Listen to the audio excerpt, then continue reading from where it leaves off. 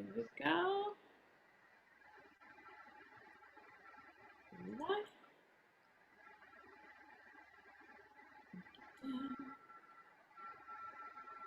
Okay, looks like we are live on Facebook. Hello, everybody. I'm just going to go over there really quick to Facebook and make sure we really are live. Sometimes it takes a second. Okay, so I am here with Heather today. I'm super excited to chat with Heather. I've been wanting to talk with you, Heather, for a while now, so I'm really glad we're finally doing this together. Everyone, I met Heather, I think in another group or something. We just kind of connected, and I said, oh, I need to get to know this lady. Really, I think that what you do is amazing, and it's so needed. So everyone who doesn't know Heather yet, I'll do a little intro and I'll let you take it away, Heather. But Heather works with women to recover from, most specifically, narcissistic abuse. And I love the way you combine the whole person, right? You take kind of like a psychology approach, you take a healing approach, using the whole person. You're a Reiki healer. You use essential oils and crystals, and you use all sorts of modalities, food, exercise. I mean, it's not just coaching or therapy, you know, there's all sorts of different modalities that you use, which I think is just amazing. Spirituality, we work with our hormones, which is really amazing because, you know, when we're in abusive situations like that, toxic situations, it really affects our entire being. So I love that you take a whole person approach. Thanks.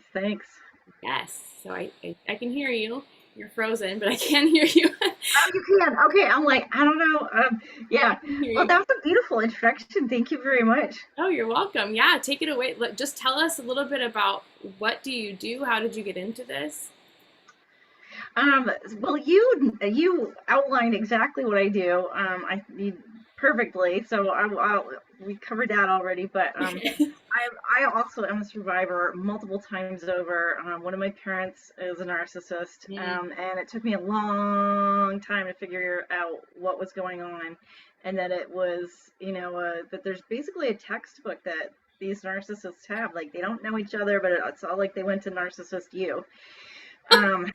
Like how do they do this? So Right. then I started, yeah. So I have a particular viewpoint on that, which is that it's spiritual attack, it's spiritual war. And not for the faint of heart. When you're addressing this stuff, but if you want to really get out of it and stop the patterns, because it's designed to wreck you. It's designed to kill your spirit.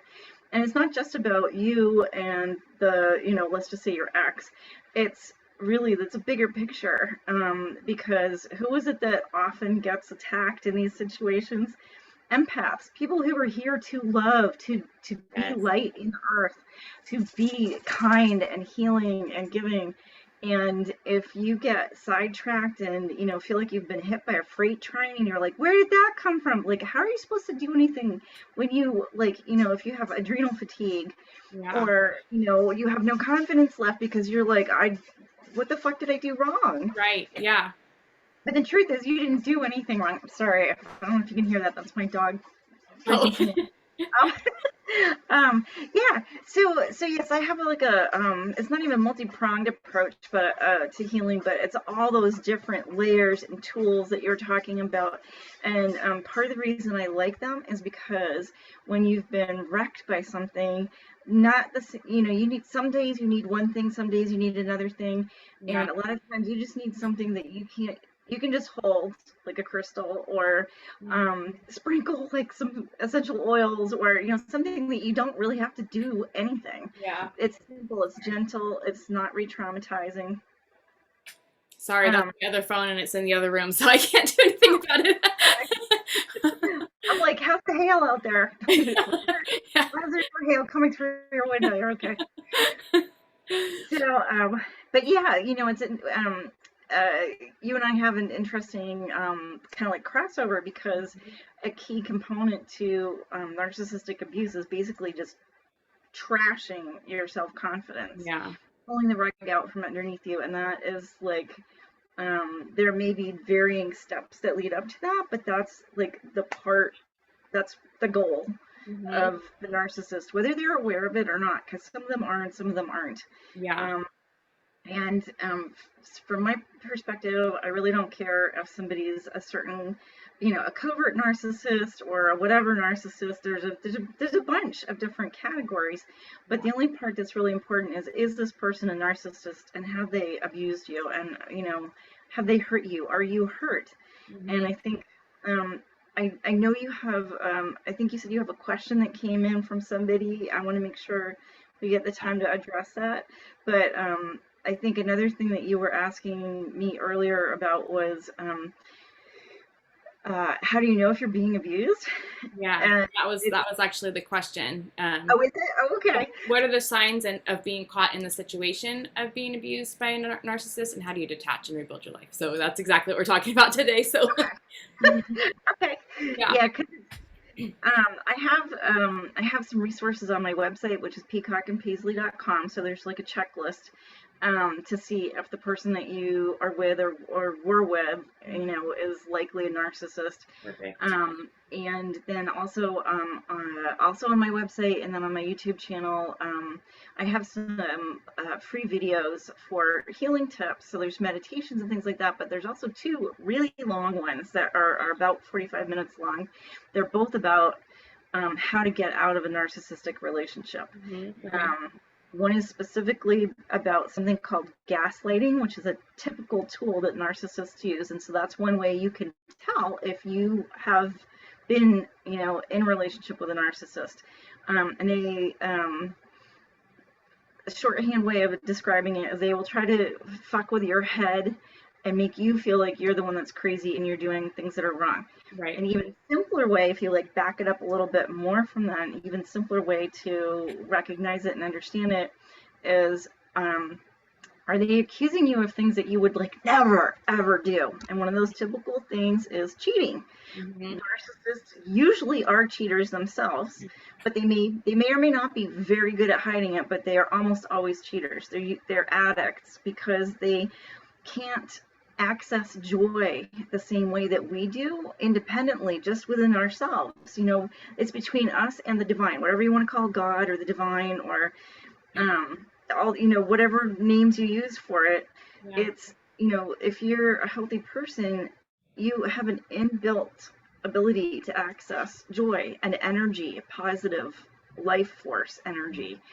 And it's both within you, it is you, you're part of it. But narcissists are cut off from that. And so they will seek to suck it out of you just like a vampire. And so if you're feeling drained, if you're in a relationship with somebody and you just feel drained by them all the time, that's the sign. If they accuse you of things that you would never do, for instance, like cheating, or they'll just accuse you of things. There's a big long list, but cheating is one of the top ones. Yeah. If your partner has other addictions, like to drugs or booze or porn, they're frequently sex addicts, whether they're actively, in person having sex with somebody else, or if they're doing whatever variation of that online. Yeah. That's usually an issue.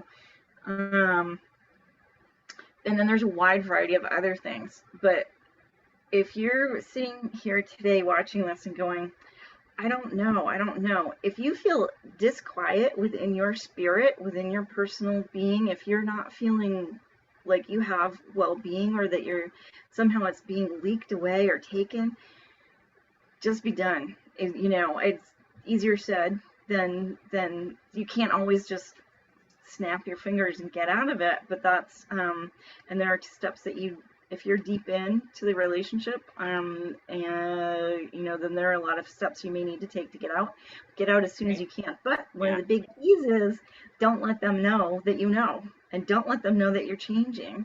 Right. And this is hard because you likely don't want to lie. You don't want to lie to somebody that you love.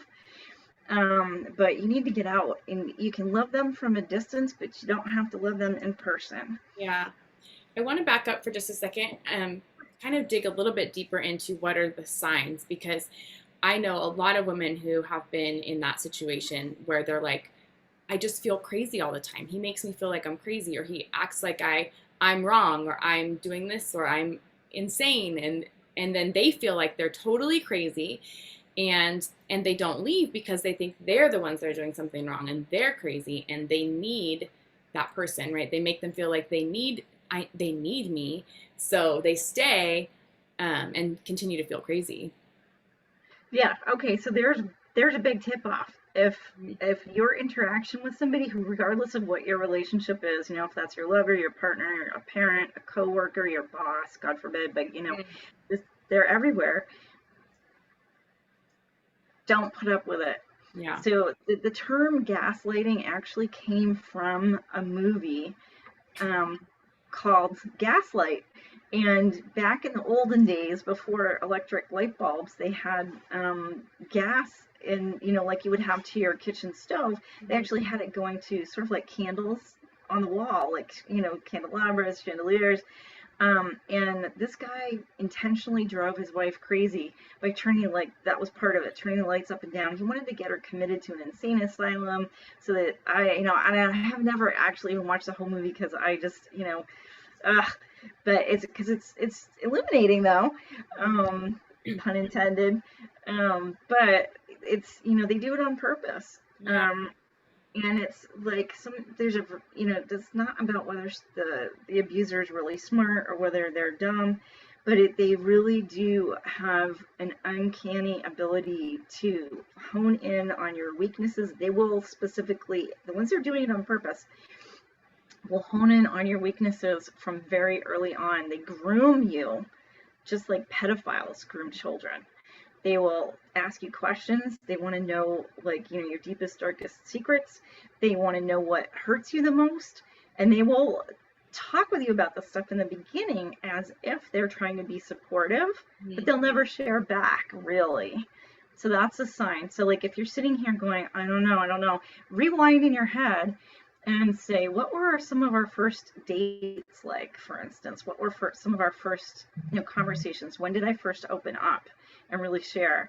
And then think about, in the meantime, like, what has happened between you?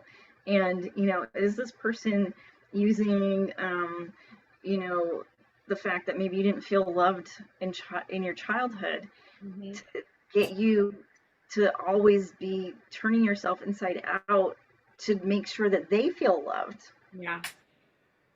That's one thing.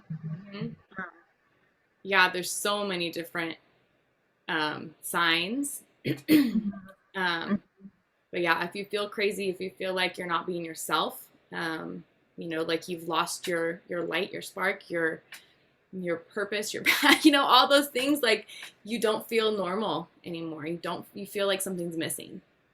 Because it really is, because they're stealing it.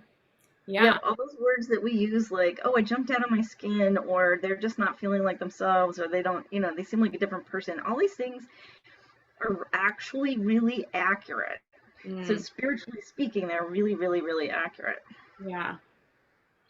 So we have another question. So let me just go over there and see that. Okay, somebody says it's such an important subject. Behaviors are difficult to identify and to get released from that narcissist grip. And the question is it harder for people to identify and escape narcissists within the family, like parents or older relatives, than a spouse or partner? And are there any tips? Okay, so whether somebody is your spouse, partner, or an elder family member, so like in terms of elder, I mean like a senior family member, so a parent, or an uncle or an aunt or a grandparent. It depends. It comes financially. That's a big part of it, and financial abuse is a typical part of any abusive pattern. But that's something that narcissists use to keep you stuck with them. And so, I have some clients whose parents have so controlled them for such a long time that they are financially in a bind with them for whatever reason. There's so many creative ways to do this. But you can get out But the secret is that if you are in deep like that, like if you've been in a relationship with somebody for years, or if you're dependent on them for one reason or another, or they've threatened to kill you, which happens a lot, and you should absolutely take them at their word. There's don't fool around with this. Take it seriously. Yeah. You are the only one who knows exactly the best, what your risks are and the best way to handle it. But the key factor with narcissists is for them to not know that you know, and to just back out slowly, like know. But the thing is, you can't.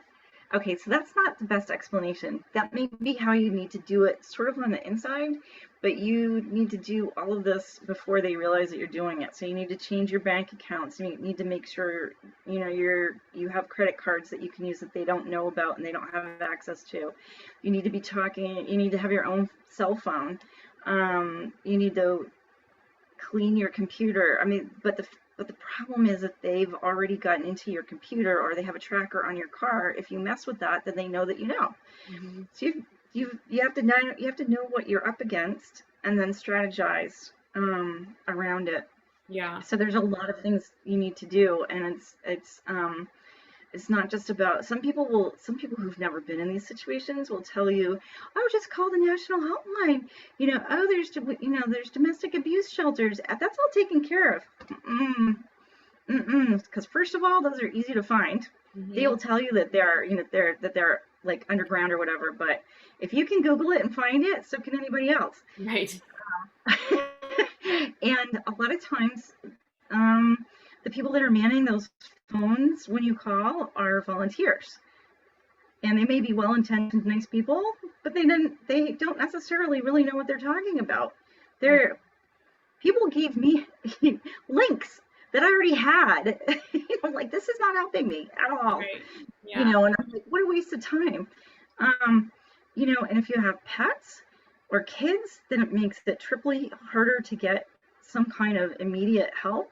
And if you're dealing with somebody who's like, really and truly hell-bent crazy and they want to kill you, then you've got to be very creative. You cannot go where you're going to end up on the grid, so to speak. You need to really watch yourself.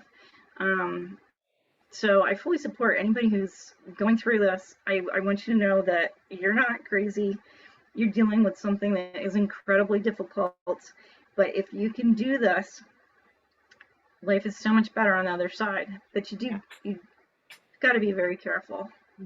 There's, these things. Okay, so if anybody else is watching and they're wondering how to support someone that they care about who's going through a hard time, please understand that you can't just say, oh, leave the person. If they're really crazy, the leaving is when you can get killed.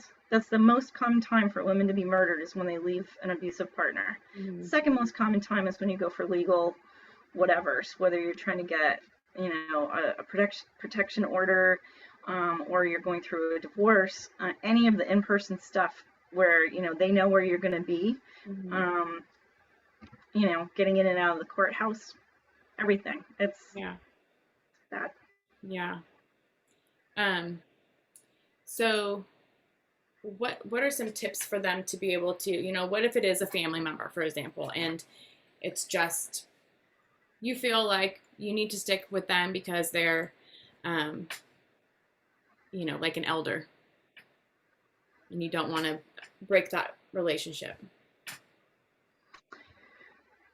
Well, if you feel like you need to stay with them because you feel like you need to take care of them because they're elderly, there's so many variables in there. I want to reiterate that you are valuable. So let me do it this way. You are valuable. There we go. You are valuable. You are you're taking care of yourself, and you have to disentangle from that person. If that means that somebody else is going to have to help, that's what needs to happen, because you're valuable and you don't have to go through this anymore. So if the narcissist that you've been taking care of is going to suffer, too fucking bad. And I say that I say that as somebody who did take care of my grandmother for for decades, Mhm. but also who, was there for the nitty gritty last 6 years. And she passed at 106 years old. Oh my God. So I know, I know what it's like. I know what it's like to take care of somebody that you really and truly love, and you want to make sure that they're protected. I Yeah. did protect her from a narcissist, but I ended up, giving up part of my life. Yeah. Um, you've got to, it comes down to making a choice between yourself and the other person, and it's a who nobody wants to make that choice. You don't want to have to be in that position, but it's the reality. So this is something that you need to think about inside yourself before you talk with anybody else around you. And that's the other thing. Don't talk with people that you know about this. Now that sounds weird, but it's there are these things called flying monkeys. That's a term in the narcissism world, and basically what they are is people that look innocent but are used by the narcissist to control you. Hmm. And that can be anybody in your life. And a lot of times people will betray you at the last moment. So you don't want if you're going to leave and you need to leave like, stealthily, then you don't want somebody else to, tip off the narcissist. Right. So that makes it difficult, but it's really important, something to think about. Um, Shoot, I've had this question run through my brain a couple times and it keeps coming and going. Um, oh, so my understanding of narcissism, like true narcissism, is that they really can't change. Like they can go to therapy, they can go to get help, but really they can't. It's like they're a sociopath. Um, Worse than that. Worse than that. Yeah. Okay. So, I hear from women sometimes like, well, he's going to therapy, he's getting help, he's changing, he's this, that, or the other thing. Tell us a little bit more information about that. It's an act. Narcissists will not change with therapy. Mm-hmm. They may go to therapy and they will probably use therapy to manipulate you. And they are so smart and charming that they usually end up making the therapist think that you're the crazy one. And they will lie. They're incredible liars. So, and they also suck energy off the therapist, who's usually an empath. Yeah. So, unless a therapist is like really truly knows what they're doing, it's gonna be a nightmare for you. So, and there's a term called hoovering, which is when the narcissist has fucked you over so badly that you can bleep this later. That Yeah. they fucked you over so badly that you're just like, fuck you, I'm done. I am leaving. I am not going to, put myself down to your level of, we'll just say, poor behavior, trying to deal with you. Mm-hmm. I'm done. I'm out. You may say that out loud. It may be written all over your face. You may not be able to hide it anymore because you're so upset. You're so done. But so ultimately it's really important to hide it. But if you can't, because sometimes it just comes out, they will start, or if you do actually leave them and manage to get away, a lot of times they'll come back, and it's called hoovering for the old name of Hoover vacuum. They'll come back and try to suck you back in. They'll say that they're better. They'll say, I love you so much and I miss you and my heart's breaking.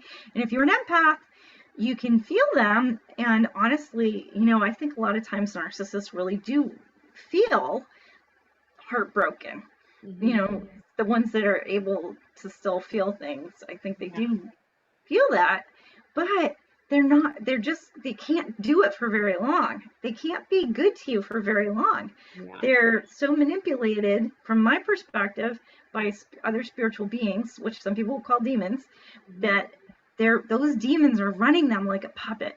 So even if the narcissist who loves you and you love that narcissist, even if they want to change, it's not going to last, because ultimately it is a spiritual choice. We all have free will. It's about all we have is free will.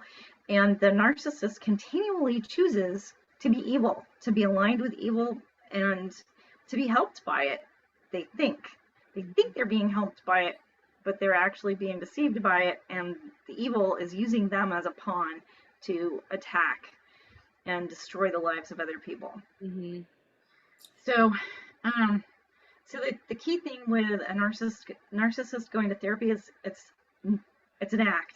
Just if you're overwhelmed by all of this, the easy, clear way to think about it is that it's an act. It's not going to last, right, and it will damage you more. Mm-hmm. So don't fall for it. Yeah. Good. Thank you. Any other tips that you have for the ladies watching, about how to, anything about how to notice that they're with a narcissist or that someone in their life is, or any tips on how to get out of that? One thing that we haven't talked about is like when you're first coming into contact with a narcissist. So like if you start dating somebody or you're starting to work with them or whatever, one of the things that you'll notice, so how to notice and how to repel a narcissist from the beginning. Skip all the crap, just cut it out. Is to be like that, actually, to say no, to disagree with somebody, to disagree with the narcissist, to have your boundaries and maintain them no matter how little that thing is. Because, like I said, with the grooming, they will start checking, they'll start poking and looking for your weaknesses and how to get through to you from the very beginning. And,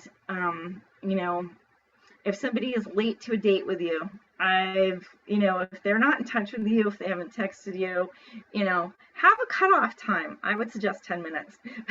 I wouldn't give any, just simple things that seem simple. Like I used to be pretty forgiving, or leave room for extenuating circumstances.